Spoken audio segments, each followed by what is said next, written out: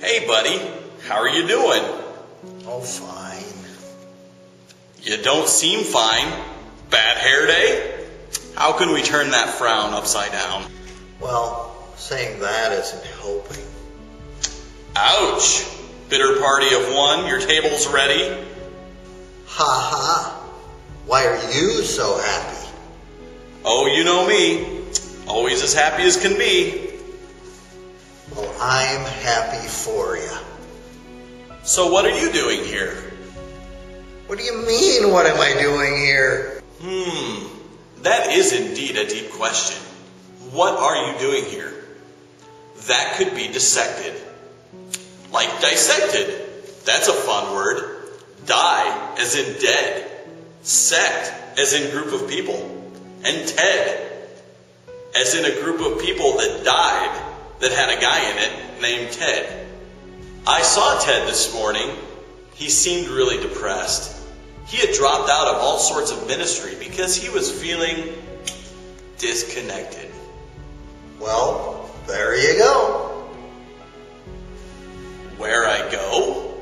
That's what I'm doing here. Well, I appreciate that, Paul, but we're not talking about you. We're talking about Ted. You asked me what I'm doing here? That's what I'm doing here. Well, service has been over for almost an hour now. Everyone's gone home, and you're still here. Feeling lost. My golf team ended. My softball season is over. Scrapbooking doesn't even start for another month. I got pretty close to those guys.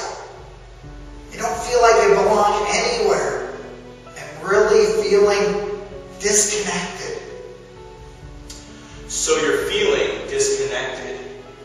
That's what I said. No, I just said it. Remember, I said, so you feel disconnected? No, I said it first. It doesn't matter. Okay. I guess I'm going to just take off. Are you feeling better? Feeling better? Why would I be feeling better? Well, you came to church today, which is always a good thing to do when you're feeling disconnected. You and I found each other. We talked, shared a little guy time, and that always makes me feel better. No. Well, perhaps you should. Is that what you told Ted? Ted? Yeah, you know, disconnect Ted. Wow, that's funny. You used a word and you put his name in it. But I did run into him this morning. I know. So what did you tell him? I didn't really tell him anything exactly. Why do you ask?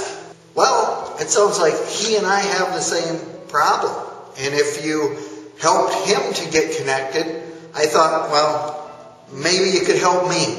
Gee, I wish I would have thought of that. Yeah, me too. So how did you help him feel more connected? Well, why don't you ask him?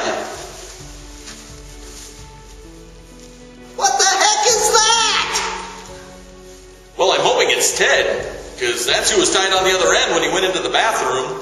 You tied him to a rope? Of course not. But he was feeling disconnected. So I tied him to me. And this is a good thing? Of course. Except when we trip people. Did you see a couple of the elders out in the hall lying prostrate? And they were not praying, if you know what I mean. McLean went down hard. But thankfully, Jim Frisch broke his fall. But you know, a couple of elders get rope burn for me to do the Lord's work. That's worth it. And you're tying yourself to Ted? is doing the work of the Lord? Of course, he's feeling more connected, and as we know, we are all better together. And Ted agrees to this? Well, he was resistant at first, but then I reeled him in. Well, there's got to be a better way to get connected. I'm out of here. Thanks, buddy. Oh, no you don't. I got some more rope right here. No! Well, boy, you're going to feel connected here in just a minute. Come on, Ted. Give me some more rope. Oh. Sorry, Pastor Dan. That might leave a mark. This has to be one of CJ's dumbest ideas from a staff meeting.